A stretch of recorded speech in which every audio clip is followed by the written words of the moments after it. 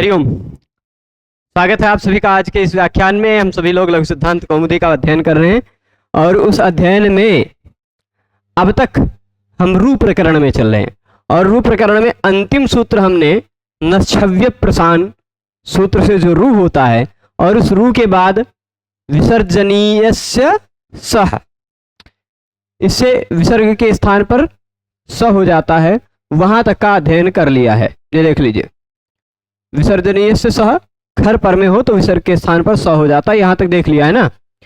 अब कुछ अपवाद नियम रहेंगे और रू का ही कुछ और विशेष नियम रहेगा, उसको देखते हैं। सूत्र है नृण पे, नृण पे। अब देखिए सीधे यह द्वितीया विभक्त्यंत, द्वितीया विभक्ति लगकर जो बना हुआ शब्द है नृण, नृ शब्द से वही द्वितीया विभक्त्यंत का प्रतिरूप कर लिया है, मतलब उसी का अनुकरण करके यहाँ सीधे लिख दिया। द्वितीया विभक्ति का बहुवचन का रूप है नृ शब्द का, द्वितीया विभक्ति का बहुवचन का रूप है नृण। वो कह रहा है नृण शब्द होना चाहिए। अभी इससे पहले कौन सा शब्द था? कौन सा सूत्र था? नश्छव्य प्रसान, नश्छव्य प्रसान। वहां कहा था कि न हो, शब्द का अंतिम वर्ण क्या हो? न, उसके बाद हो छव, उसके बाद हो अम, इतनी सारी बात कह रहा था। पर अब ये नहीं कह रहा न, अब कह रहा है पूरा न अंत में हो, ऐसी बात नहीं है। नृण शब्द होना चाहिए। कौन सा शब्द होना चाहिए? नृण शब्द होना चाहिए। ठीक, उसके तुरंत बाद छव हो या अम हो, ये बात नहीं कह रहा। उसके तुरंत बाद प होना चाहिए, पे। बस इतने सूत्र का मतलब है। शब्द कौन सा हो? नृण, उसके तुरंत बाद क्या हो? प, खाली खाल प, इतने पे काम चल जाएगा। ठीक है, तो नृण पे नियम समझ रहे हैं। तो फिर यहां एक मिनट में लेखनी जी को ले लेता हूं और नृनित्यस्य, नृनित्यस्य रुर्वा पे। अच्छा, ये सब जो रू कर रहे हैं ना, रू, ये सब, एक मिनट, ये 10 नंबर सूत्र निकाल लीजिए। 8 3 10, 8 3 10 सूत्र निकाल लीजिए और मतु असुरु संबुद्धौ छंदसी वाले प्रकरण में नृण पे है ना। इससे पहले 9 नंबर सूत्र कौन सा है? दीर्घादटि समान पद है। उससे पहले, एक मिनट रुक जाइए, कोई बात नहीं, हम यहां पर एक मिनट रुके रहिए, रुके रहिए। नृण पे जो सूत्र है ना, नृ के स्थान पर नृण शब्द का न होना चाहिए। क्या होना चाहिए? नृण शब्द का न होना चाहिए। ठीक, और उसके तुरंत बाद प होना चाहिए। ठीक, नृण, एक मिनट, इससे पहले के प्रसंग में देख लें, वाह है, इसमें भी रुवा नहीं है, यहां भी वाह नहीं है। यहां रुर्वा जो कहा है वो वाह अगर इसमें नहीं है, नश्छव्य प्रसान में रुवा नहीं है, और फिर उसके बाद पुमा खय्यम परे में भी वाह नहीं है, तो यहां नृण पे में वाह मतलब कैसे आया, ये थोड़ा सा अत्रानुनासिका पूर्व से तुवा, इस सूत्र से हो सकता है। विकल्प जो वाह है, अत्रानुनासिका पूर्व से तुवा, वो मंडूक प्लुति से आया हो। देखिए, अनुवृत्ति जो होती है ना, अनुवृत्ति 3 तरह की होती है। ठीक, अनुवृत्ति 3 तरह का होती है। ठीक है, तो एक होता है सिंहावलोकित, एक मंडूक प्लुति, और एक होता है ये क्या कहते हैं, गंगा स्रोत। तो शेर कैसे चलता है? शेर जब आक्रमण करता है ना, एक कदम पीछे चलता है, फिर आगे उछलता है ना। तब ऐसे कभी कभी अनुवृत्ति, एक सूत्र की अनुवृत्ति उसके पिछले सूत्र में भी चली जाती, फिर आगे चलती है। कहीं कहीं ऐसी भी अनुवृत्तियां हैं। और कभी कभी मेढक की तरह अनुवृत्ति चलती।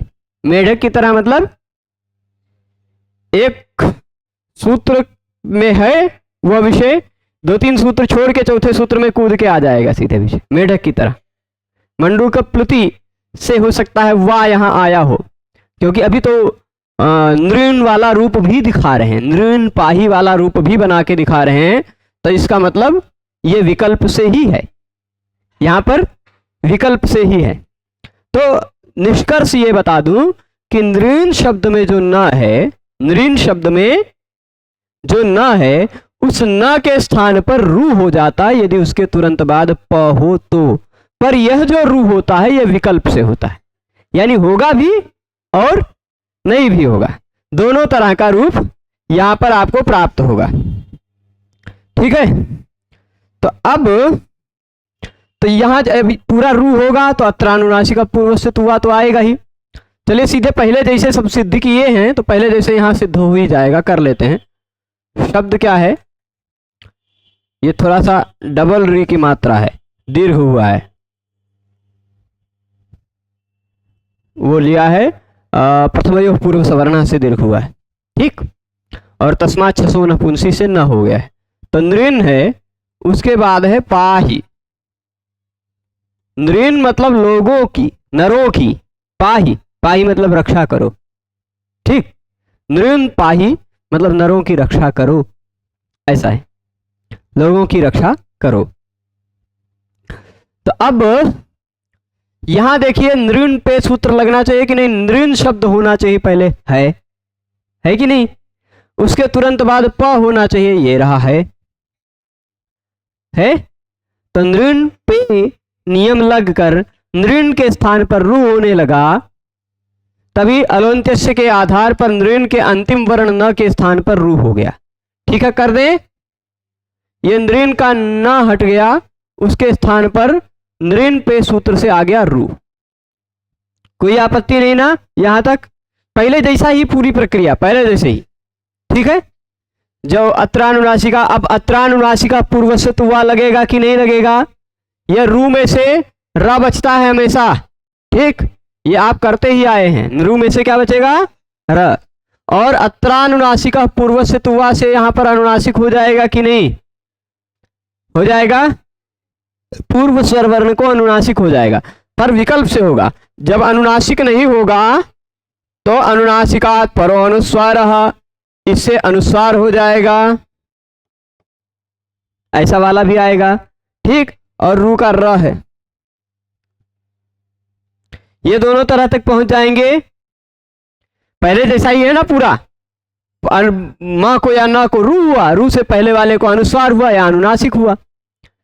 और फिर उसके बाद ये जो रू हुआ है, ये जो रू हुआ है ये विकल्प से हुआ है। तो यानी जब रू नहीं होगा तब तो ऐसा वाला आप बना ही लेंगे, कोई दिक्कत नहीं है। नृण के साथ पाही जोड़ दीजिए, बन जाएगा, है ना, नृण पाही ये वाला बन जाएगा। तब जब रू नहीं होगा तब की बात अलग, पर जब रू होगा तो 2 रूप बनेंगे। वो कौन सा बनेगा, 2 रूप में ही नहीं बनेगा, तब 4 रूप बनेंगे। 4 रूप बनेंगे, वो कैसे बनेंगे वो आपको बताते हैं। अब ये रा तक तो पहुंच गए, यहां तुरंत बाद में प है, खर है कि नहीं, प है, वह खर है कि नहीं, खर है, तो खरवसानयोर विसर्जनीय, खरवसानयोर विसर्जनीय इस सूत्र से विसर्ग हो गया, हो गया। ठीक है, अभी ये पूरा नहीं बना। अब आपके मन में कौन सा सूत्र आएगा बताइए, विसर्जनीय से सह याद आ रहा है, याद आ रहा है, विसर्ग के स्थान पे स कर देना चाहिए, ऐसा आपके मन में याद आ रहा है, पर वो लगेगा नहीं, पर वो लगेगा नहीं। हालांकि यद्यपि इस विसर्ग के बाद खर है, तो विसर्ग के बाद खर प्रत्याहार का वर्ण होने पर सामान्य नियम के आधार पर विसर्जनीय से सह इस सूत्र से विसर्ग के स्थान पर स आ जाना चाहिए। परंतु जरा विसर्जनीय से सह सूत्र निकालिए, विसर्जनीय से सह सूत्र निकालिए। 8 3 33 के आसपास था ना, 34, 8 3 34 था ना। उसके तुरंत बाद क्या था? शर परे, है ना। विसर्जनीय से सह के तुरंत बाद शर परे विसर्जनीय है ना। और उसके तुरंत बाद क्या है? वाशरी। और उसके बाद कुपोह कपौच है। यही 4 सूत्र हैं सीरियल से। ये तो मैं विषय के आधार पर अनुमान से बोल रहा हूं, याद नहीं मुझे। 4 अध्याय तक याद था, 8वें अध्याय में नहीं याद है, पर विषय जो बता रहा है उसके आधार पर मैं अनुमान से ये बोल रहा हूं। अब आप देखिए यहां पर होता क्या है। मैं उन 4 सूत्रों को लिख देता हूं। आपने जो 4 सूत्र पढ़ा है, कौन सा 4 सूत्र पढ़ा है? मैं अभी दिखा देता हूं। 34 नंबर से 37 नंबर तक बता देता हूं, तो फिर विषय में कंफ्यूजन नहीं रहेगी। ठीक, विसर्जनीयस्य सह। ठीक, यहां पर अनुवृत्ति किसकी आती है? खरी की। खर बसाने में विसर्जनीय से खरी की आती है। ठीक, खर पर में हो तो विसर्ग के स्थान पर स हो जाता है, ऐसा इसने कहा। ठीक, परंतु शर परे विसर्जनीय। ठीक, शर परे ये कह देगा विसर्ग के स्थान पर स नहीं होगा, विसर्ग के स्थान पर विसर्ग ही रह जाएगा। ठीक, शर परे विसर्जनीय ने क्या कहा कि विसर्ग के स्थान पर विसर्ग ही रह जाएगा। ठीक, तो अब विसर्ग के शर्त क्या है? शर परे खरी, शर परे खरी, यहां खरी की अनुवृत्ति आएगी। यानी क्या हो? यह सूत्र का तात्पर्य मैं यहां बता देता हूं। विसर्ग हो प्लस खर हो प्लस शर हो तो विसर्ग के स्थान पर विसर्ग रह जाता है। ठीक, ये शर परे विसर्जनीय ने कहा। शर परख खर हो। ठीक, तो ये अभी प्रसंग में आपके नहीं है, ये जहां आएगा वहां बताया जाएगा। ठीक, जैसे इसका एक उदाहरण वैसे बता ही देते हैं। शर परे विसर्जनीय यहाँ का, तो विसर्ग का विसर्ग नहीं होकर विसर्ग के स्थान पर स ही रह जाएगा। ठीक, नहीं, विसर्ग के स्थान पर विसर्ग ही रह जाएगा। ठीक, जैसे उदाहरण देते हैं, शशः क्षुरम। एक उदाहरण यह है, शशः क्षुरम। यहां क्षुरम में का के बाद श है। देखिए, विसर्ग के बाद खर का, उसके तुरंत बाद शर, तो विसर्ग के स्थान पे विसर्ग रह गया, स नहीं हो पाया। ठीक, तो शर परे विसर्जनीय को भी आप समझ गए होंगे। फिर उसके बाद आगे सूत्र है वा शरी। यहां अब आप बताइए विसर्जनीय से सह की अनुवृत्ति आएगी क्या? नहीं आएगी। यहां विसर्जनीय की ही अनुवृत्ति आएगी। वा शरी विसर्जनीय। विसर्ग के स्थान पर विकल्प से विसर्ग हो जाएगा। विसर्ग के स्थान पर विकल्प से विसर्ग हो जाएगा यदि विसर्ग के बाद श हो। हरि सेव्यः, हरिसेव्यः दोनों बनेगा। विकल्प से विसर्ग के स्थान पर विसर्ग ही होगा, और जब विसर्ग के स्थान पर विसर्ग नहीं होगा तो विसर्जनीय से श तब लग जाएगा। ठीक, आगे अगला सूत्र है कुपोह। ऐसा चिन्ह लगा होगा, है ना। कुपोह, कुपोह कपौ च। अब देखिए, कवर्ग या पवर्ग का वर्ण हो, कवर्ग और पवर्ग का खर हो, यानी कख पफ हो। क्या हो? कख और पफ हो तुरंत बाद में, तो विसर्ग के स्थान पर ये रहा जिह्वामूलीय, ये रहा उपधमानीय। विसर्ग के स्थान पर जिह्वामूलीय और उपधमानीय भी हो जाते हैं। ठीक, विसर्ग के स्थान पर जिह्वामूलीय और उपधमानीय भी हो जाते हैं। तो भी से अब और किसको आप ग्रहण करेंगे? ऊपर सा की तो बात नहीं चल रही, ऊपर विसर्ग की बात चल रही है। तो कुपोह कपौ च, सूत्र की वृत्ति में जरा यहां पर देखिए ध्यान से, सूत्र की वृत्ति में यहां देखिएगा लिखा क्या है, चाद विसर्गः, चाद विसर्गा लिखा है ना। कुपोह कपौ च सूत्र में जो च लिखा है उस च से किसका ग्रहण होगा, विसर्ग का। अभी फिर से समझाते हैं, ध्यान से सुनिएगा। अब हम पहुंचे हुए हैं स्थिति तक, कहां तक, ये वाला अनुस्वार वाला पाही, यहां तक पहुंचे हैं ना। और दूसरा वाला अनुनासिक वाला भी पहले वैसे पहला वाला अनुनासिक वाला है, बाद वाला अनुस्वार वाला है, पर अब जैसा लिख दिया वैसा ही समझ लीजिए। ठीक हो गया, इन दोनों तक पहुंचे हैं। विसर्जनीय से सह आया, कहा कि विसर्ग के स्थान पर आप स करो। संपुम का नाम सो वक्तव्य, तो स करने के लिए लगेगा नहीं, क्योंकि न सम है, न पुम है, न कान है। विसर्जनीय से सह कुछ हद तक लगना चाहिए था, पर उसको रोकने के लिए यह सूत्र आ जाएगा कुपोह कपौच, कुपोह कपौच। यह कहता है कवर्ग और पवर्ग का खर हो, कवर्ग और पवर्ग का खर हो तो विसर्ग के स्थान पर ये रहा जिह्वामूलीय और ये रहा उपधमानीय भी हो जाता है। ठीक, आपको जिह्वामूलीय क्या होता है, उपधमानीय क्या होता है, यह प्रसंगवश तुल्यास्य प्रयत्नम सवर्णम सूत्र के व्याख्यान में बताया जा चुका है कि क से और प से पहले, क से क से या प फ से पहले अगर विसर्ग आता है तो वह विसर्ग आधा विसर्ग क के पहले वाला जिह्वामूलीय बन जाता है, प फ से पहले वाला उपधमानीय बन जाता है।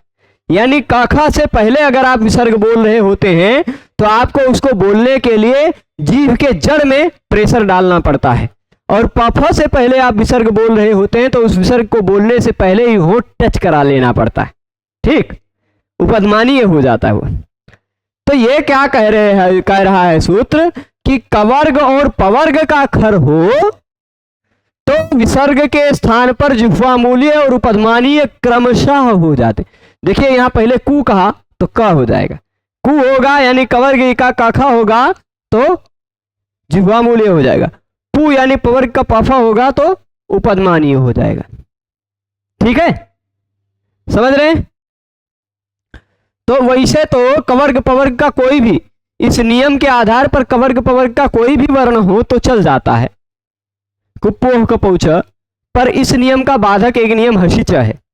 ठीक, वह जब हर्ष प्रत्याहार का वर्ण होगा, हयवरल यमगणन झभघढध झभगढध, इतने वर्ण होंगे तो वो थोड़ा विशेष नियम लगा देता है। ठीक है, तो सामान्यतः यहां समझिएगा, तब जब उतने वर्ण रहेंगे तो विसर्ग आएगा ही नहीं, है कि नहीं। हयवरल यमगणना, जब हर्ष प्रत्याहार के वर्ण रहेंगे तो विसर्ग आएगा ही नहीं, क्योंकि विसर्ग तो खर प्रत्याहार के वर्ण रहने पर होता है। तो खर प्रत्याहार का वर्ण रहेगा तभी विसर्ग आएगा। तो कवर्ग पवर्ग में भला कौन से खर हैं, काखा और पाफा, इसलिए कुपोह से आप क्या लेंगे, ग्रहण करेंगे, काखा और पाफा का ही ग्रहण करेंगे। ठीक, यद्यपि सबका हो सकता था पर उनके बाद विसर्ग मिलता ही नहीं, मतलब उनसे पहले विसर्ग मिलता ही नहीं। ग घ ङ से पहले कहीं विसर्ग नहीं मिलेगा आपको, ज और फिर उसके बाद ब भ म से पहले कहीं आपको विसर्ग नहीं मिलेगा। तो जब विसर्ग मिल ही नहीं रहा है तो उनका ग्रहण करने से क्या फायदा, है कि नहीं। तो का ख से पहले आने पर जिह्वामूलीय हो जाता है, प फ से आने पर उपधमानीय हो जाता है, और च यानी भी होता है, जिह्वामूलीय और उपधमानीय ये दोनों भी होता है।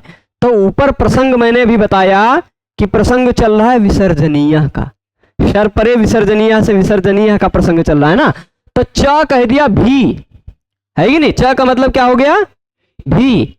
तो यानी ये जिह्वामूलीय और उपधमानीय भी होगा और साथ साथ कुछ और भी होगा। तो और क्या होगा, जो पीछे के सूत्र में बताया गया, शर परे विसर्जनीय और वासरी सूत्र से जो बताया गया, यानी विसर्ग भी होगा। ठीक,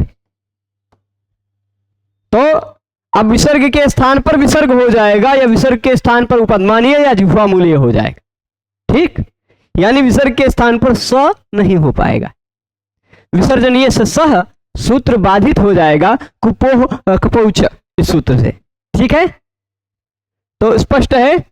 अब देखिए इस विसर्ग के स्थान पर जब विसर्ग ही रहा तो ऐसा रूप बन गया विकल्प से, क्योंकि ये दोनों होंगे ना। जब विसर्ग के स्थान पर विसर्ग ही रहा तो इन दो तरह के रूप बने। और ये मतलब यहां मैं लिखा हुआ ही है तो लिखा के दिखा देता हूं। जब विसर्ग के स्थान पर विसर्ग ही रहा तो ये वाला बना और ये वाला बना कि नहीं, अनुस्वार वाला और अनुनासिक वाला। और जब विसर्ग के स्थान पर विसर्ग नहीं रहा, अप हो गया, यानी उपधमानीय हो जाएगा, क्योंकि प है तो कुपोह कपौच से उपधमानीय होगा। तो जब उपधमानीय हो जाएगा तो ये वाला बनेगा या तो ये वाला बनेगा, है कि नहीं, अनुस्वार वाला भी और अनुनासिक वाला भी। तो कुल मिलाकर 4 रूप तो हो गए कब, जब नृण के ना को हुआ रू तब। ठीक, फिर से इस विषय को समझिएगा। नृण शब्द को समझिएगा ध्यान से। नृण शब्द के बाद में यदि प आता हो, कि क्या आता हो, नृण शब्द के बाद में यदि प आता हो तो नृण के न के स्थान पर विकल्प से रू हो जाता है। नृण के न के स्थान पर विकल्प से रू हो जाता है। तो अब देखिए तुरंत बाद में प दिखाई पड़ रहा है पा ही का।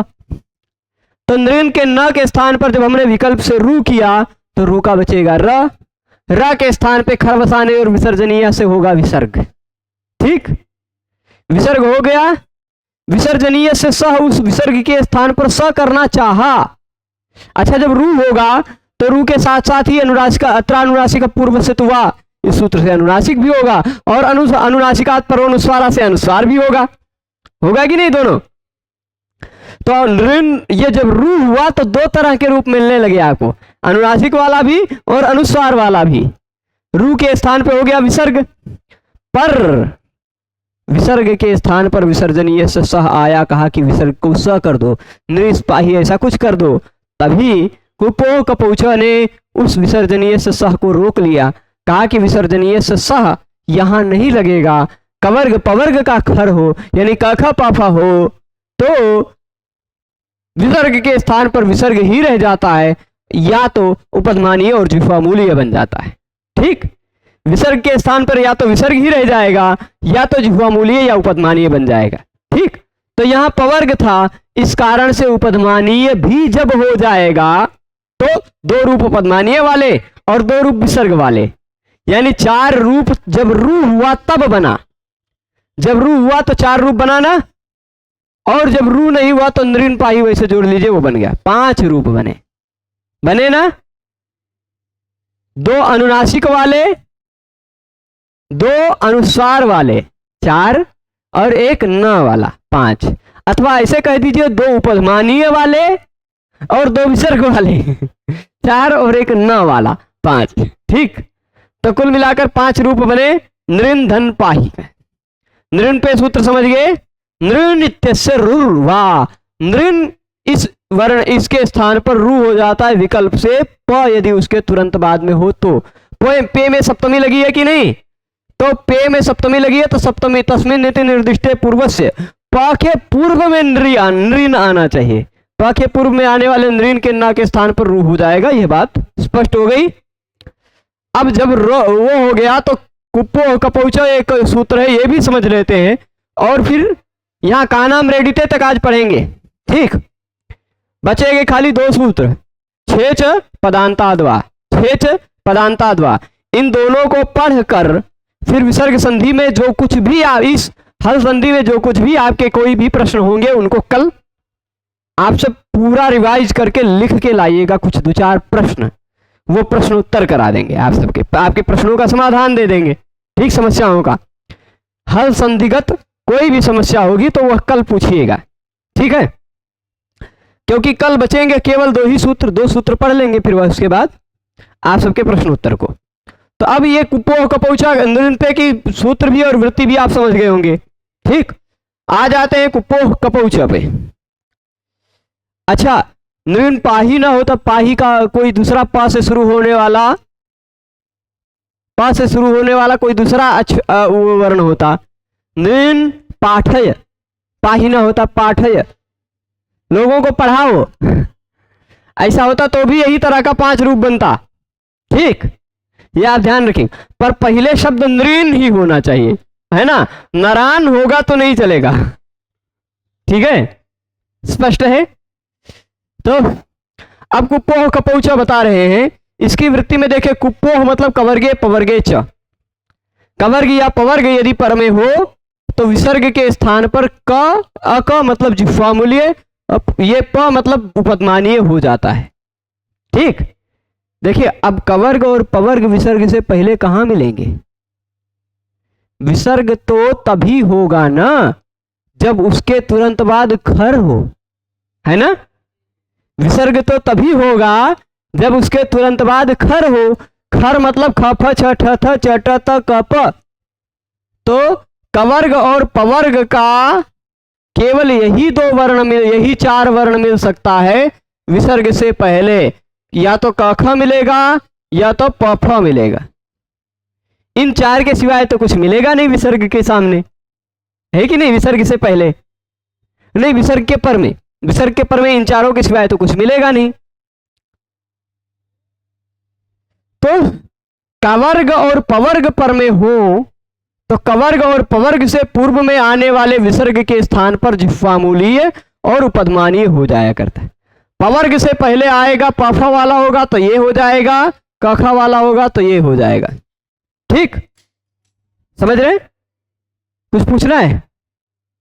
विकल्प से च कहा है ना, सूत्र में क्या कहा है? काहे कूद रहे हो प्रभु? बहुत फिसल रहा है आजकल हमारे हाथ से, हैं? तो ये प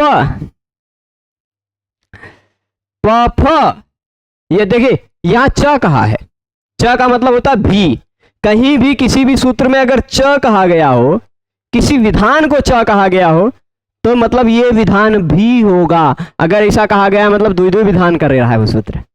ठीक, तो ये सूत्र वो भी विधान कर रहा है, जिह्वामूलीय और उपदमानीय भी, और इस सूत्र से पहले सूत्र से जो विधान हो रहा था वो भी विधान करेगा। तो इस सूत्र के पहले सूत्र में मैंने अभी बताया शर परे विसर्जनीय और वासरी, ये 2 सूत्र थे जो विसर्ग कर रहे थे। तो विसर्ग के स्थान पर चाद विसर्ग। ठीक, तो यहां आप देख लीजिए शब्दशः इसके अर्थ को समझने का प्रयास कीजिएगा कि कवर्ग या पवर्ग से पहले आने वाला, सप्तमी लगा है, कवर्ग या पवर्ग से पहले आने पर विसर्ग के स्थान पर जिह्वामूलीय और उपदमानीय हो जाता है। ठीक, ये सूत्र की वृत्ति से शब्दशः अर्थ समझे। पर सूत्र में तो यहां कपौ तक ही नहीं है, च भी कहा गया है ना। तो चात विसर्ग, च कहने से पता चलता है कि विसर्ग भी होता है। ठीक, चात विसर्ग, च कह देने से यह पता चला कि विसर्ग भी होगा, केवल जिह्वामूलीय उपदमानीय ही नहीं।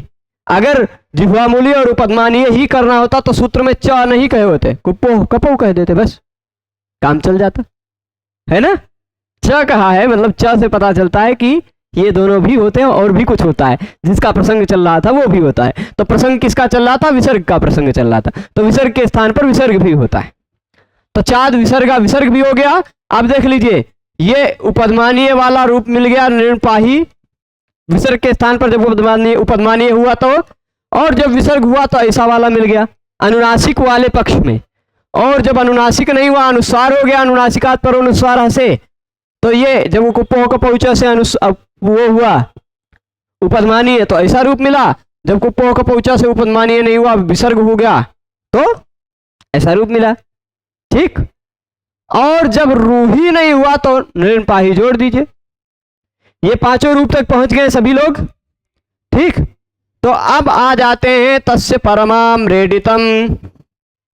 बहुत सरल सूत्र हैं ये, सभी के सभी सूत्र बहुत सरल हैं। इसमें आपको कुछ याद नहीं रखना है, खाली समझना है। ठीक, ये देखिएगा तस्य परमाम रेडितम। अच्छा जरा एक 8-1-1 सूत्र निकालिए। ये 8-1-2 है ना, इससे पहले सूत्र निकालिए। वो सूत्र आपको मिलेगा सर्वस्य द्वे, यही सूत्र मिलेगा। जरा देखिए ये बा ना, ये कहां पर है? 8.1.1। सबको द्वित्व हो जाता है, सबको द्वित्व हो जाता है, ऐसा इसने कहा। ठीक, और जब भी द्वित्व होगा, सब मतलब अभी इसको सर्वस्व द्वे जब प्रसंग आएगा तब समझाया जाएगा।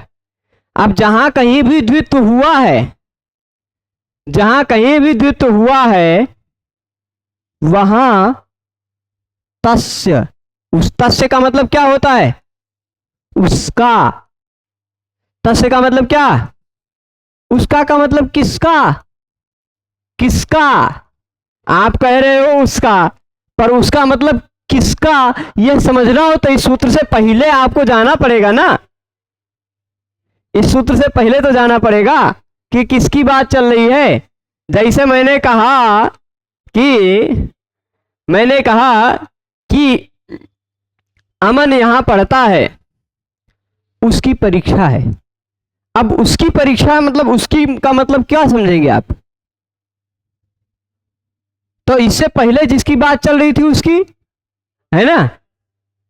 तो वैसे ही तस्य परम आम्रेडितम, तस्य परम आम्रेडितम, उसका पर वाला आम्रेडित होता है।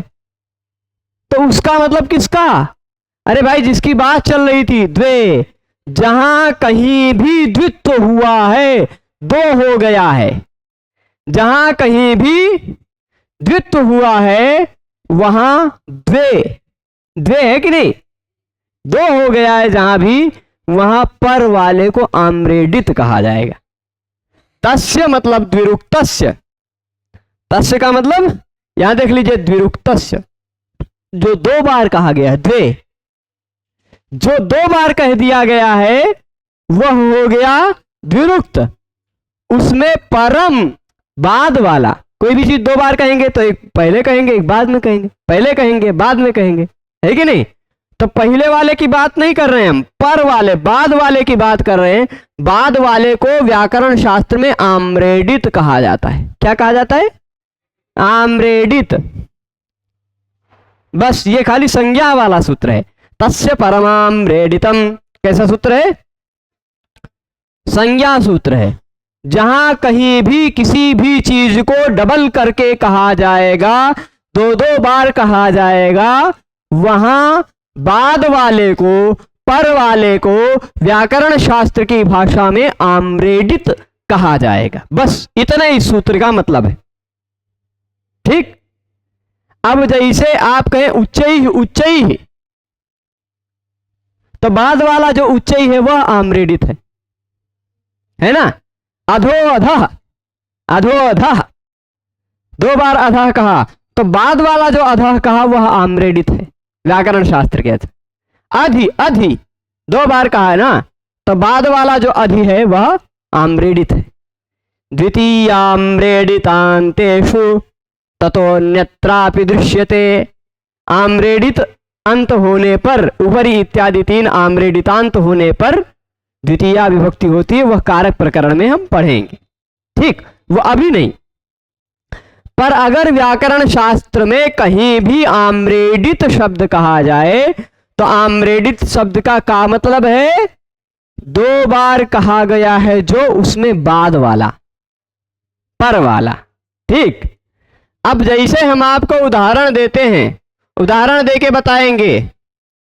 देखिए ऐसे कह दिया, जैसे हम कहेंगे जरा जाओ बुला लाओ, तो ठीक, जरा हम कहेंगे जाओ कुछ लोगों को बुला लाओ। हमने मान लीजिए रुपेश जी से कह दिया कि कुछ लोगों को बुला लाओ, तो रुपेश जी क्या कहेंगे? किनको किनको बुला लाएं गुरुजी, ऐसे कहेंगे कि नहीं? क्योंकि मंदिर में तो विद्यार्थी सबसे ज्यादा हैं। अब किनको किनको बुला लाएं ऐसा आप कहेंगे कि नहीं? तो किनको संस्कृत में क्या कहा? एक कई बार आप नहीं कहेंगे किनको किनको। जब मैंने कहा कुछ लोगों को बुला लाए, तो आप क्या कहेंगे? किनको किनको बुला लाएं। तो बाद में जो आप किनको कह रहे हैं ना, वो आम्रेडित है। ठीक, तो अब जैसे देख लीजिए, किनको इस शब्द को संस्कृत में कहा जाता है कान, कहा जाता है कि नहीं? कान। किम शब्द का पुल्लिंग में द्वितीया बहुवचन में कान बनता है। कह कऊ के, कम कऊ कान, ठीक बनता है कि नहीं? तो आप कहेंगे कान कान आह यानी किनको किनको बुलाएं, तो कान और फिर से कान, 2 बार कहा कि नहीं कान? कोई भी चीज अगर 2 बार कही जाए तो उसमें बाद वाली जो होती है उसको व्याकरण शास्त्र में आम्रेडित कहा जाता। इतना इस सूत्र का अर्थ है, यानी बाद वाला कान है आम्रेडित, ये इस सूत्र ने कहा, तस्य परमाम्रेडितम। ठीक, इतना सरल अर्थ है। ठीक है, समझ गए हैं? हाँ बिल्कुल, आम्रेडित एक नाम है, संज्ञा है। ठीक, टेढ़ा मेढ़ा नाम समझ के इसे मत समझिएगा। पाणिनि जी कुछ कुछ नाम कर दिया करते हैं, कह देंगे तरप और तमप इन दोनों प्रत्ययों को घा कहा जाता है। ठीक, व्याकरण शास्त्र में घी भी मिलती है, व्याकरण शास्त्र में घी भी मिलती है, लेकिन उस घी को कितना भी पी लीजिए आप मोटाएंगे नहीं। ठीक, शेषोघ्य सखी, सखी शब्द से सिवाय जितने भी ह्रस्व ई ह्रस्व ऊ वाले शब्द हैं, चाहे वह हरि हो, चाहे कवि हो, चाहे भानु हो, चाहे विधु हो, चाहे बुध, वो क्या कहते हैं, हाँ कोई भी ई ऊ अंत वाला शब्द हो उसको घी कहा जाता है। तब इस घी का मतलब वो घी मत लीजिएगा, व्याकरण शास्त्र वाली घी है। ठीक, नदी एक संज्ञा है व्याकरण शास्त्र में। नदी, अगर आप लौकिक भाषा में कहें कि नदी, नदी किसको कहते हैं, तो हम आपको बता देंगे कि नदी मतलब, नदी शब्द का 2 अर्थ है, लौकिक में भी व्याकरण शास्त्र में भी। तो लौकिक में नदी शब्द का अर्थ यही सरजू जी बह रही वो भी हो गई, गंगा यमुना सरस्वती इत्यादि भी हो गई। पर व्याकरण शास्त्र में नदी कहा जाए तो गंगा नदी नहीं है, व्याकरण शास्त्र में कहा जाए यमुना नदी नहीं है, हाँ सरस्वती नदी है। क्यों? ऐसा शब्द जिसके अंत में ई या ऊ आता हो और वह शब्द स्त्रीलिंग हो तभी वह नदी है। ठीक, यूस्त्राख्यो नदी, व्याकरण शास्त्र में इसे पाणिनि जी कुछ कुछ नाम कर देते हैं। तो आम्रेडित जो शब्द है, आम्रेडित जो शब्द है, इसका लोक में क्या अर्थ है उस पर मत जाइए, इसका व्याकरण शास्त्र में क्या अर्थ है उस पर जाइए। व्याकरण शास्त्र में आम्रेडित किसे कहते हैं? जहां कोई भी चीज 2 बार कही गई हो तो जो दूसरा बार कहा गया है वही है आम्रेडित। ठीक है, व्याकरण शास्त्र में उसी को क्या कहा जाएगा? आम्रेडित। ठीक है, तो अब अभी आएगा, देखिए कानाम्रेडिते, आया आम्रेडित। व्याकरण शास्त्र में किसी भी सूत्र में आपको आम्रेडित शब्द का प्रयोग मिले तो आप समझ लीजिएगा, जहां भी आम्रेडित शब्द का प्रयोग मिल रहा है वहां आप ये समझ लीजिएगा कि उदाहरण में जो कुछ भी होगा वो डबल बार कहा होगा, क्योंकि डबल बार रहेगा तभी तो आम्रेडित होगा।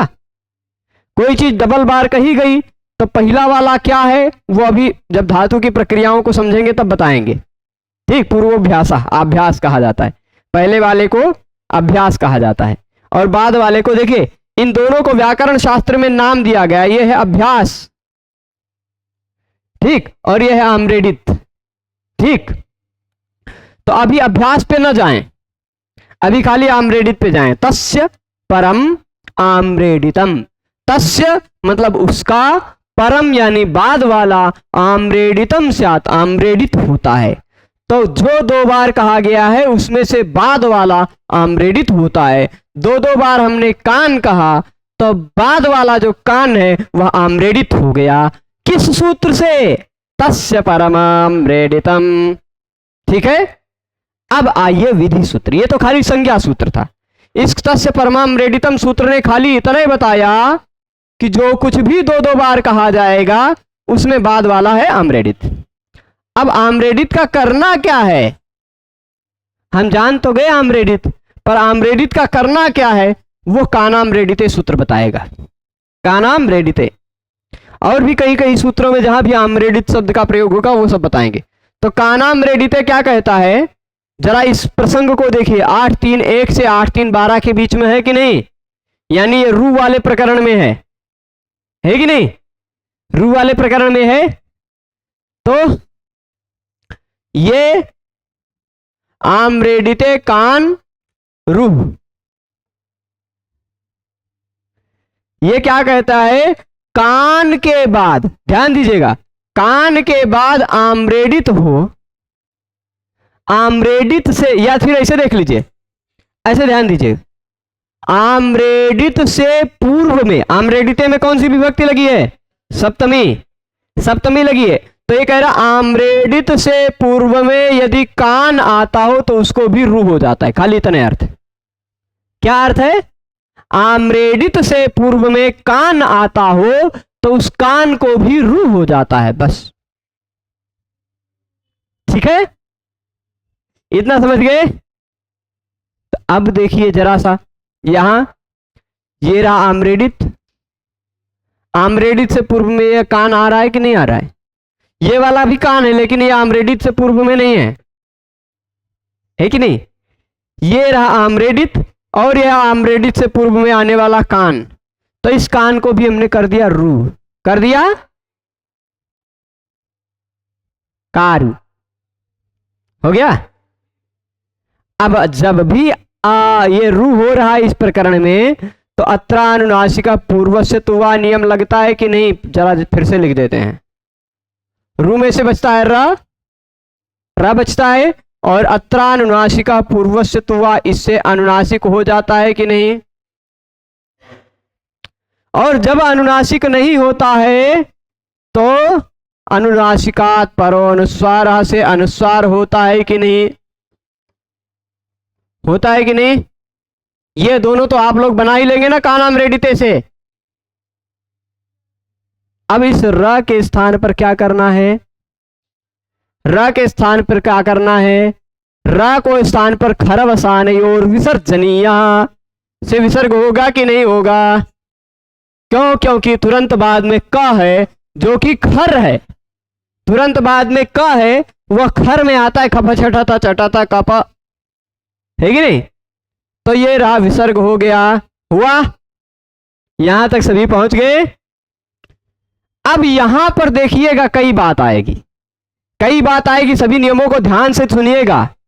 यहां सबसे पहले विसर्जनीय से स ने कहा कि इस विसर्ग को स कर दो, कहा कि नहीं? इस विसर्ग के स्थान पर क्या कर दो? स होना चाहिए कि नहीं?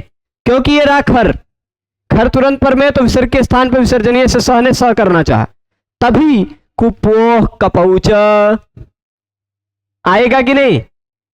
कुपोह कपौच कहेगा कि देखिए भाई, कवर्ग पवर्ग का खर हो अगर तुरंत बाद में, तब तो विसर्ग के स्थान पर स न करो, विसर्ग के स्थान पर जिह्वा मूल्य या उपधमानीय कर डालो और विसर्ग कर डालो, है कि नहीं?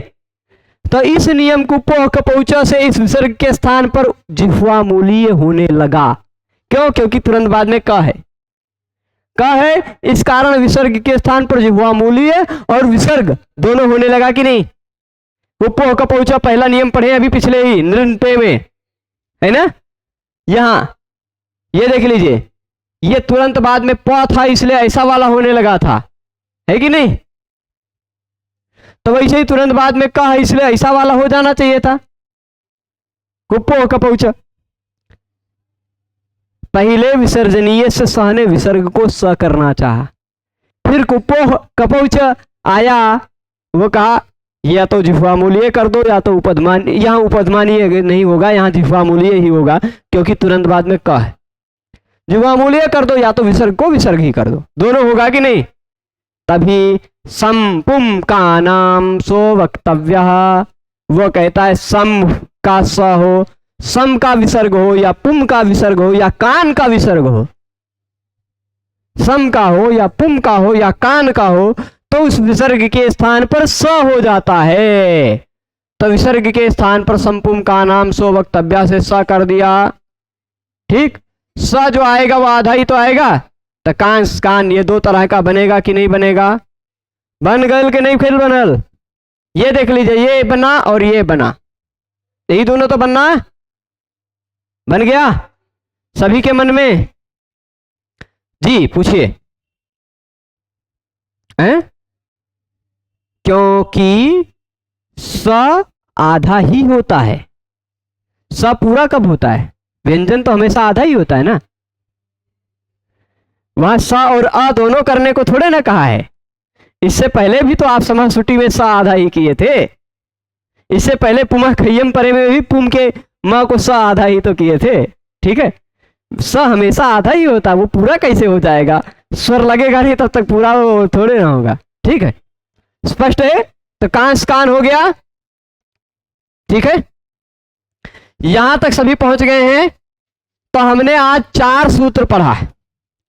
चारों सूत्रों का सार मैं फिर से एक बार बोल रहा हूं। चारों सूत्रों का सार और सरलार्थ एक बार फिर से बोल रहा हूं। सबसे पहला सूत्र हमने पढ़ा नृण पे। नृण पे ये कहता है प यदि तुरंत बाद में हो तो प से पहले नृण आता हो तो नृण के न के स्थान पर विकल्प से रू हो जाता है।